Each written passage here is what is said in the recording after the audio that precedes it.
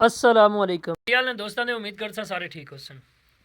अज मैं गल करनी है जनाब आस्ट्रेलिया दे विच जिहड़ा अगले दिन को मसला बनया ना, यानी कि दो बंदियां ने काफ़ी सारे लोगों ने मारिया यहूदियां, और एक त्यौहार सी उन्होंने ईद का सी या जो भी त्यौहार सी उस उत्ते जनाब उन्हें अंधाधुंध फायरिंग करके तो तकरीबन 10 के करीब बंदे मर गए ने और काफ़ी सारे जिहड़े ने वो जख्मी भी हुए ने।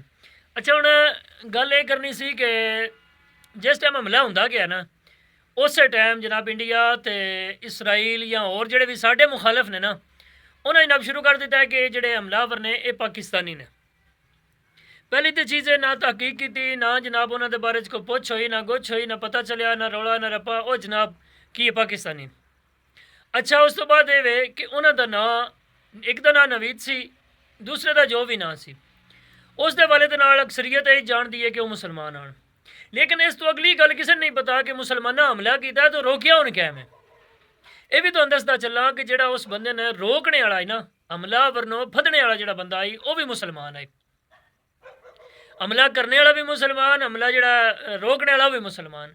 अच्छा हुण एक होर गल करदा चला, जिहड़ा हमला अब रही उसका कन्फर्म नहीं कि मुसलमान है कि नहीं है, ना उस मुसलमाना वाला रखा है, लेकिन बाकी जो भी उनके मामलात ने वो उनके नाल ने। अच्छा इस तो अगली गल करदा चल, दोनों सारा दियाँ सारियां साजिशां जनाब नाकाम हो गई हैं पाकिस्तान को बदनाम करने वालियां, क्योंकि आस्ट्रेलिया का जिहड़ा वजीर है उसने कह दिता है कि इन्होंने लोगों का पाकिस्तान नाल कोई ताल्लुक नहीं है। क्या ये सारा मनसूबा सोची समझी साजिश है? क्योंकि उस बंदे दे पहले भी ढेर सारे क्रिमिनल जिहड़े रिकॉर्ड मौजूद सन आस्ट्रेलिया दे विच, उन्हें ढेर सारा असला रखा है सी।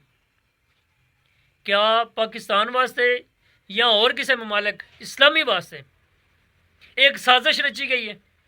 एक और तुहानूं गल कर दसदा चला कि आस्ट्रेलिया दे विच पिछले दिनों दे विच काफ़ी सारे एहतजाज वगैरह होए ने कि फ़लस्तीन जिहड़ी है उन्होंने रियासत तस्लीम किया जाए। उत्थे यहूदी भी बेबावस दे ने कि जिन्होंने ये भी आख्या कि नहीं होना चाहिए, लेकिन अक्सरीयत जिहड़ी है उन्होंने फिर यही राय आई है कि फ़लस्तीन को मनना चाहिए। मेरा ये भी कहना है वे कि उस साजिश का यह सारा मनसूबा जिहड़ा बनाया गया कि मुसलमानों को बदनाम किया जाए और बदनाम करके तो सारे मामलात जिहड़े ने ये ख़त्म किए जान।